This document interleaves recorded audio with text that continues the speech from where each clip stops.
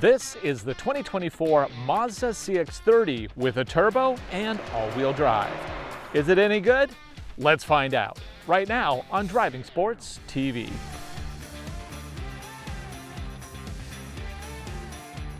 Who doesn't love a small crossover with big horsepower?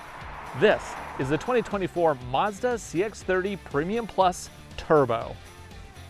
Back when it was introduced in 2020, the CX-30 came with a standard naturally aspirated motor. At the time, it did compare favorably versus the Subaru Crosstrek and the Hyundai Kona. 1 year later, and Mazda added the turbocharged engine. This elevated the vehicle, especially with the new premium trims. You could say it even compared favorably versus the BMW X1 and X2, as well as the Audi Q3. Well, now it's 2024, and very little has changed with this CX-30. Though Mazda itself has continued its march upmarket with its recently released CX-70 and CX-90 crossovers. And considering Mazda's newest models, is this aging CX-30 still a compelling option?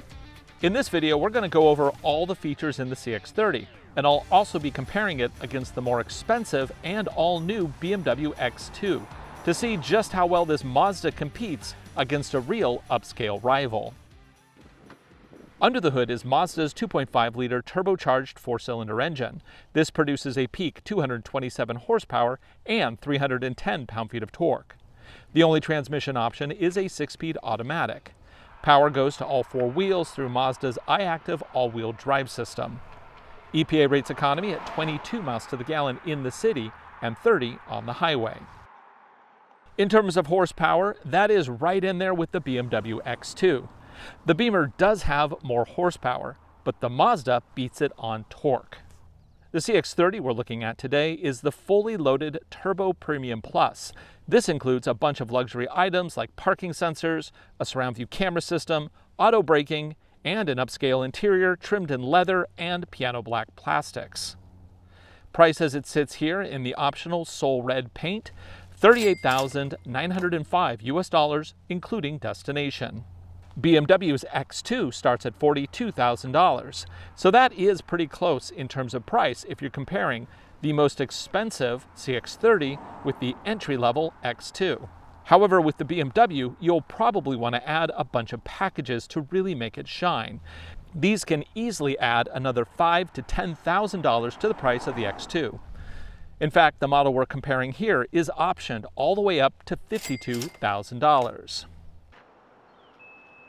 In the back of the CX-30, there is some room for cargo, but it is on the small side. Lower the second row and you get 45.2 cubic feet overall. That's about 5 cubic feet less than the BMW X2. Under the floor of the CX-30 is a spare tire and a Bose subwoofer. The second row here is tight for an adult. I'm 6'1", legs torso proportionate, and it's very snug. Amenities are also surprisingly sparse. All you get are vents and a fold-down armrest. Meanwhile, the BMW X2 fits me comfortably, especially surprising considering this is a coupe-styled crossover. It also includes a pair of USB-C sockets. Up front, and the difference between the BMW and the Mazda couldn't be more apparent. The CX-30's age is starting to show. This was one of the early upscale aesthetics from Mazda, and even they've improved their game with the newer models. The biggest offense is the abundance of easily scratchable gloss plastic. This looks great in the dealership, but scratches so easy it will look awful after the first week of ownership. The infotainment system does support Apple CarPlay and Android Auto, which is good because the rest of the system isn't up to modern standards. The 2025 CX-30 is not getting any significant upgrades, but I did hear it is getting an update to its infotainment system, so I look forward to testing that in the future. BMW, by comparison, is well ahead here. The interior of the X2 looks like a spaceship. With sharp graphics and better materials throughout, the BMW is the clear winner in this category.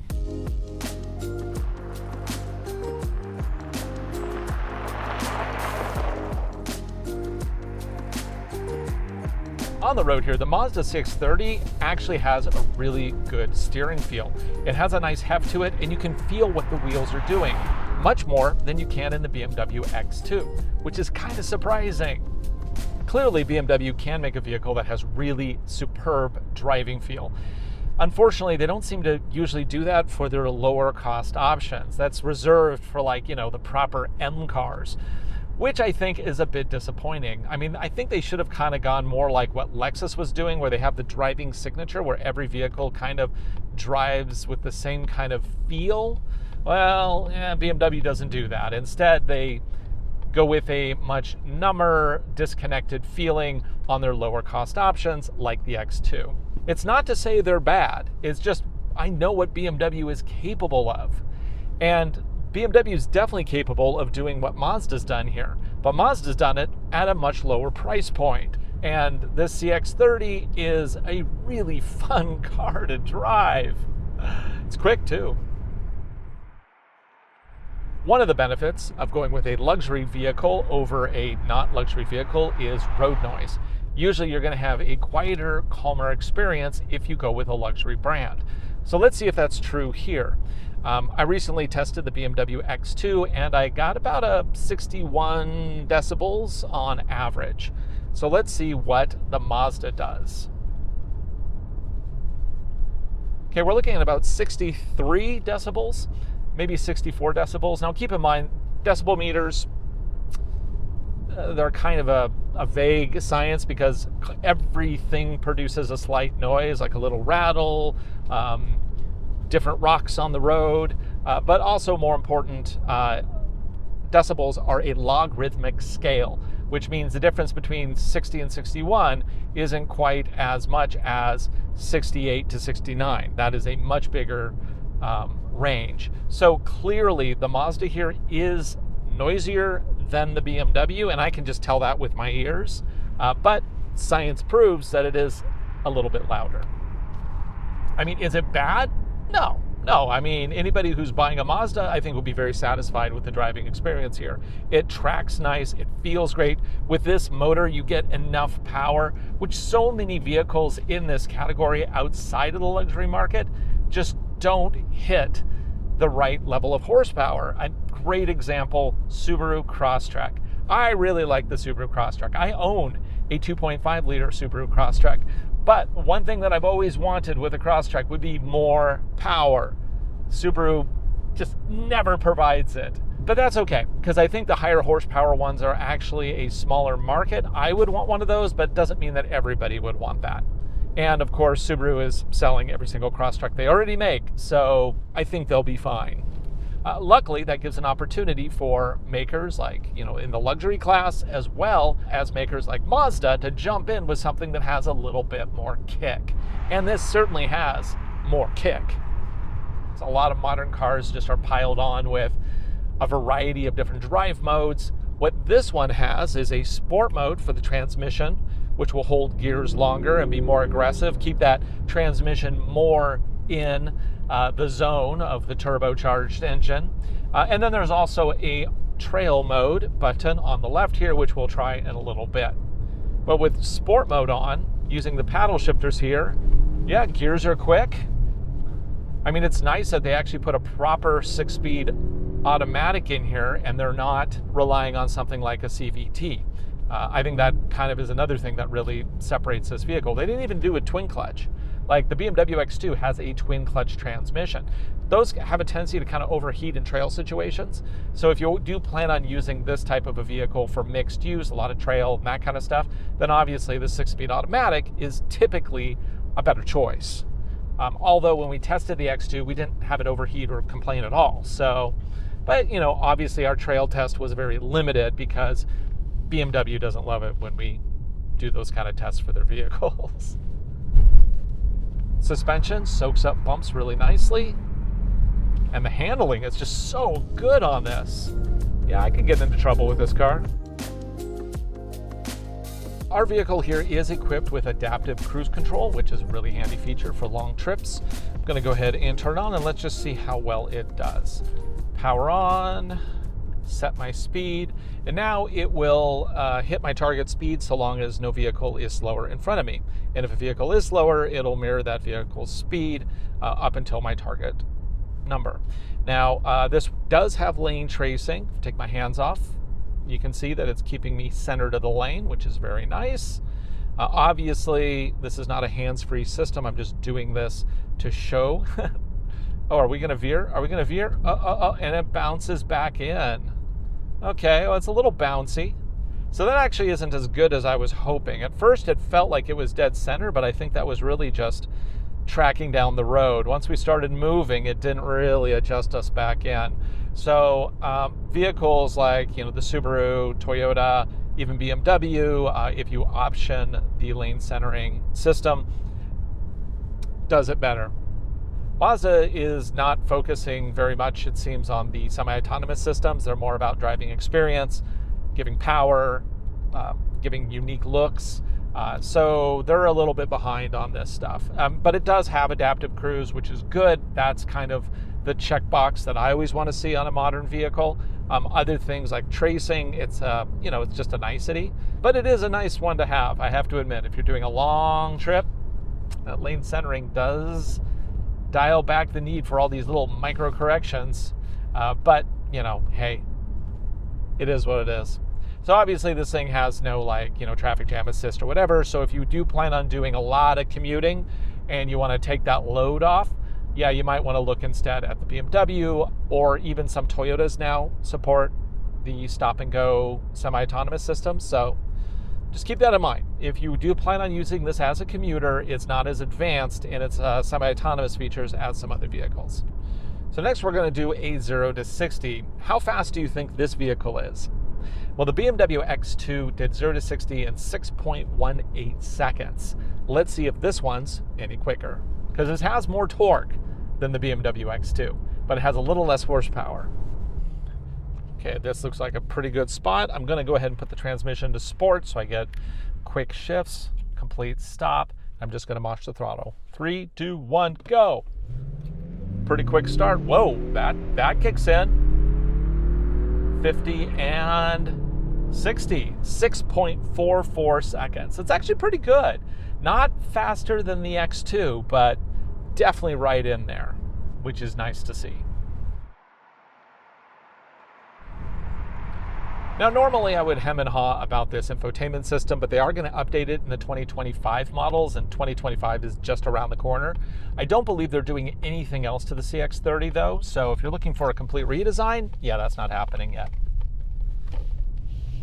There's also this heads-up display, which is kind of small, and it's kind of annoying because it vibrates a lot. It just seems like the cheapest heads-up display you can buy.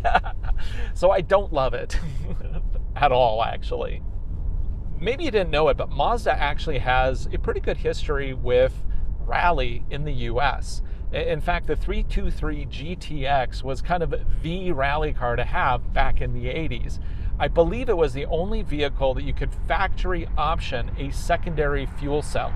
And the reason for that was because for homologation rules, you could only race it in the class that it was being raced if it was an option at the dealer. So they gave that option at the dealers. But, it was a turbocharged, all-wheel drive rally car. It was really cool. Unfortunately, they had glass transmissions, and if you were to buy one today, good luck finding a transmission that works, because, yeah, they're pretty much all broken and gone at this point. But we're not going to rally this today, mostly because the gravel will really mess up these gloss black 18-inch alloy wheels, and we don't want to do that. Other journalists need to be able to photograph this car and not have it look like garbage. So we're going to be kind, no sideways sliding today. However, we are going to test its trail capabilities because obviously we have a trail and I want to see how well this vehicle can do it. Now, there is a trail button here. With newer Mazda vehicles, they have multiple drive modes, and one of those modes would be off-road. This would be the same thing. It's down here where the traction control button would normally be, but they've kind of replaced it with the trail button. So yeah, let's see how well this vehicle's all-wheel drive system can shift power around the system. Okay, I can come through this gravel road with a little speed. It's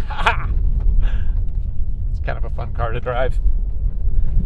Also, I want to note these are, of course, all-season tires. They are not all-terrain. So clearly, any grip issues can be rectified by switching out to an all-terrain. but I don't think anybody's going to put all-terrains on a vehicle like this, or at least on this vehicle. I mean, obviously, this class of vehicle, yeah, lots of people put all-terrains on them. In terms of setup, there's not a lot to do here. I'm going to keep it in drive, and I'm going to turn on the little trail icon, which shows up on the dash there. That's it. Let's go ahead and move forward. And what we're looking for here is power shift from left to right, right to left, between the front and rear axles.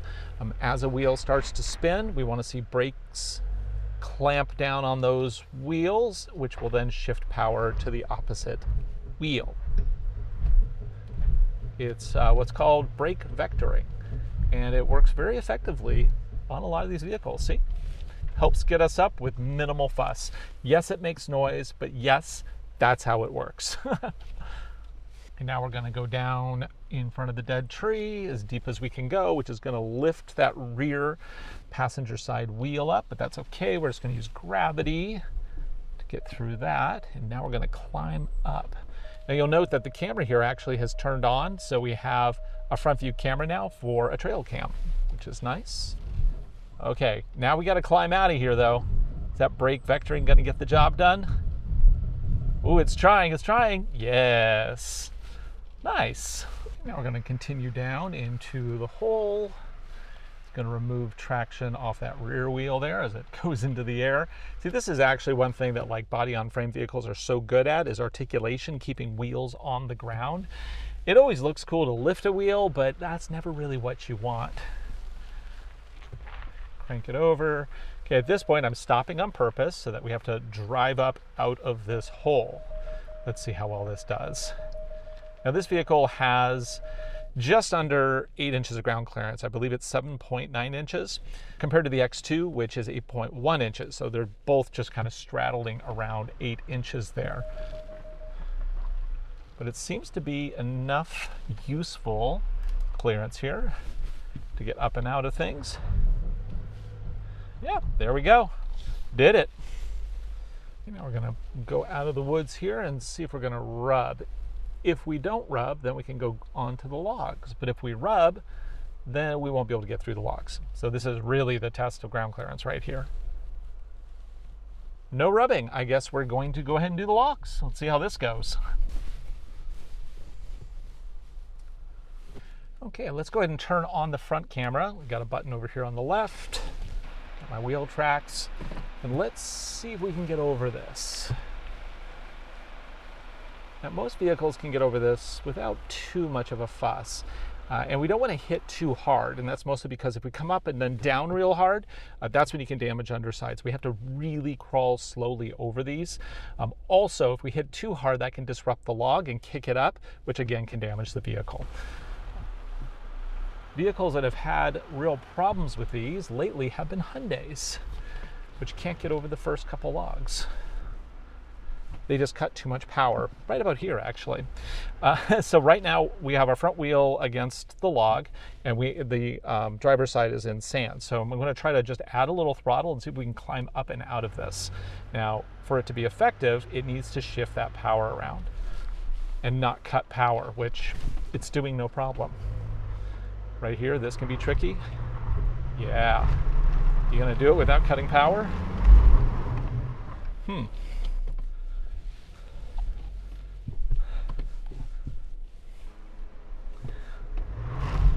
Oh, come on, it can't do it. I do believe this has gotten slightly harder, but also some vehicles are still walking through here no problem. Like the Honda Pilot got through this with no issue, but the Honda Pilot also has a very good all-wheel drive system. These power shift systems, yeah, this is kind of, this is it. Not going over. Yeah, we're just digging a hole now. Oh, actually, we really are digging a hole. Okay, well, let's not get this thing stranded. In more straightforward trail conditions, this system is very effective and it works well. So is this a deal killer for the Mazda? No. Is it a deal killer for the Hyundais that have problem here too? Not really. Clearly, Hyundai has no problem selling vehicles. Just like we've seen on Hyundais that we've tested recently, it just doesn't have effective enough power transfer to get over the logs. Now on the standard simple trail, it's fine. And for most people, that is going to be sufficient enough. However, if you do encounter some more challenging obstacles, yeah, the CX-30 just not up to the task.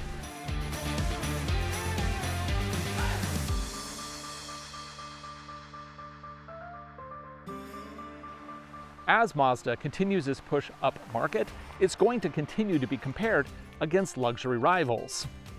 In terms of how the CX-30 fares against the all-new BMW X2, we can see that Mazda has more work to do. The price is right and the driving experience is good. So while this particular CX-30 isn't really competitive with the luxury offerings, I think that Mazda has an opportunity here with the next major redesign to potentially lead the way. Will they do it? Time will tell. For Driving Sports TV, I'm Ryan Douthit. Thanks for watching. Be sure to like, subscribe, share videos. We make them for you, and I hope you enjoy them. We'll see you again right here real soon.